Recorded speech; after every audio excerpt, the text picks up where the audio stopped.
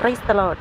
இன்றைய ஜீவாப்பம் ரோமர் 1 அதிகாரம் 26 இது நிமித்தம் தேவன் அவர்களை இழிவான இச்சை ரோகங்களுக்கு ஒப்பு கொடுத்தார்.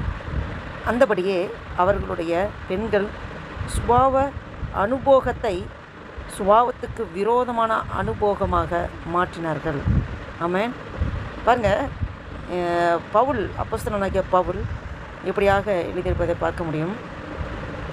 அந்த ஆண்டவருக்கு கிடைக்க வேண்டிய மகிமையை, அதாவது தேவன் சிருஷ்டிகர் இருக்கிறார், சிருஷ்டிகர் அநேக காரியங்களை படைத்திருக்கிறார்.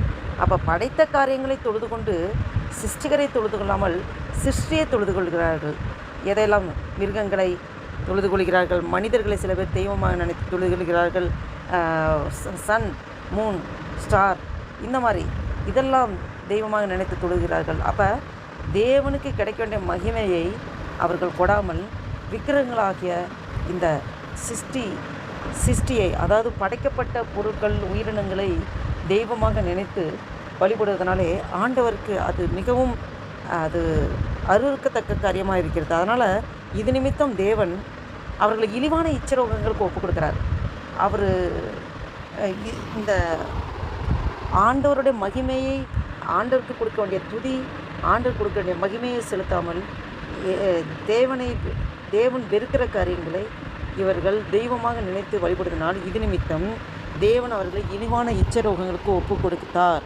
அந்தபடியே அவர்களுடைய பெண்கள் சுபாவ அனுபவத்தை சுபாவத்துக்கு விரோதமான அனுபவமாக மாற்றினார். முற்றிலுமாக ஆண்டவர் அவங்களோட சுபாவத்தை மாற்றார், அவரோட சுபாவத்தை மாற்றாரு.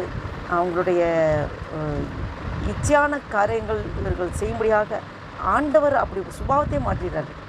ஏன்னா அவருக்கு பிரியமில்லாத, அவர் அருவருக்கத்தக்க காரியங்களை மனுக்குலம் செய்யும்போது ஆண்டவர் அவர்கள் அருவருக்கத்தக்க காரியங்கள் செய்யும்படியாக ஆண்டவர் அப்படியாக அவங்க சுபாவத்தை மாற்றி விடுகிறார். இதிலிருந்து நாம் என்ன தெரிந்து கொள்கிறோம் என்றால், எத்தனையோ பேர் இன்னும் அறியாமல் இருக்கிறார்கள். இன்னும் சிருஷ்டிகரை தேடாமல் சிருஷ்டியை தேடிக்கொண்டு இருக்கிறார்கள். நெருப்பை வணங்குகிறார்கள், காற்றை வணங்குகிறார்கள், மழை தண்ணீரை வணங்குகிறார்கள், இன்னும் சூரியனை வணங்குகிறார்கள், சந்திரனை வணங்குகிறார்கள், மிருகங்களை வணங்குகிறார்கள், மனிதர்களை கூட தெய்வமாக நினைத்து வணங்குகிறார்கள். அப்போ இப்படிப்பட்ட விக்கிரக வழிபாடுகள் இருக்கிறவர்களுக்கு நாம் சத்தியத்தை சொல்வது நம்மேல் விழுந்த கடமை. சத்தியத்தை அறிவீர்கள், சத்தியம் உங்களை விடுதலாக்கும். சத்தியத்தை சொல்வது நம்மையில் விழுந்த கடமையாக இருக்கிறது. அதனால தான் இது எவ்வளோ முக்கியமானது என்று பவுல் இதை பற்றி அதிகமாக டீப்பாக வசனத்தில் குறிப்பிட்டிருக்கதை நாம் பார்க்க முடியும். இந்த நாளில் நாம் ஒப்பு கொடுப்போமா? ஒவ்வொருவரும் இந்த வீடியோவை கேட்டுக்கொண்டிருக்க, பார்த்து கொண்டிருக்க உங்கள் ஒவ்வொருவரோடும் ஆவியானவர் இடைப்பட்டு பேசி கொண்டிருக்கிறார். நாம் முழுவதுமாக சுவிசேஷம் அறிவிப்பதில் வெட்கப்படக்கூடாது. நாம் துணிந்து ஆண்டோட காரியங்களில் செயல்பட வேண்டும். நாம் மற்றவர்கள் என்ன நினைப்பார்களோ, அவர்கள் என்ன சொல்வார்களோ என்று நாம் அதை பார்க்காமல், என் தேவன் எனக்காக கல்வாரி சிலுவையிலே தன்னை ஜீவபலியாக ஒப்பு கொடுத்தாரே, அவருடைய தியாகத்துக்கு ஈடாக நான் என்ன செய்ய முடியும் என்று நினைத்து நம்மால் இயன்றது சுவிசேஷத்தை அநேகருக்கு சொல்ல வேண்டும். சொல்வது நம் கடமை, கிரியை செய்வது தேவன், விதைப்பது நம் கடமை, வளரச் செய்கிறது, விளைய செய்கிறது தேவன். நாம் இந்த சிந்தையோடு நாம் இந்த நாளில் தூங்குமா? ஜெபம் செய்வோம். அல்லேலூயா. நன்றி தகப்பனே, நன்றியோடு துதிக்கிறோம், ஸ்தோத்திரிக்கிறோம். இந்த அருமையான நாளைக்காக நன்றி செலுத்துகிறோம்.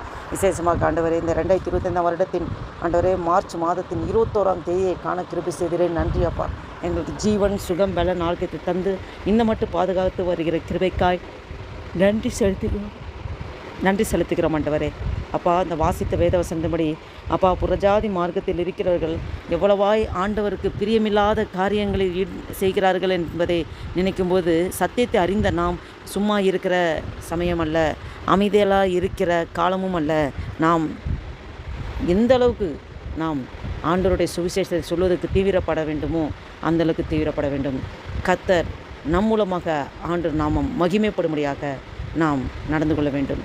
வேளையில் இந்த சிந்தையோடு நாம் ஆண்டவர் நோக்கி நாம் ஒரு விசையை பார்ப்போம், ஜெபம் செய்வோம். ஏசப்பா நன்றி தகப்பனே.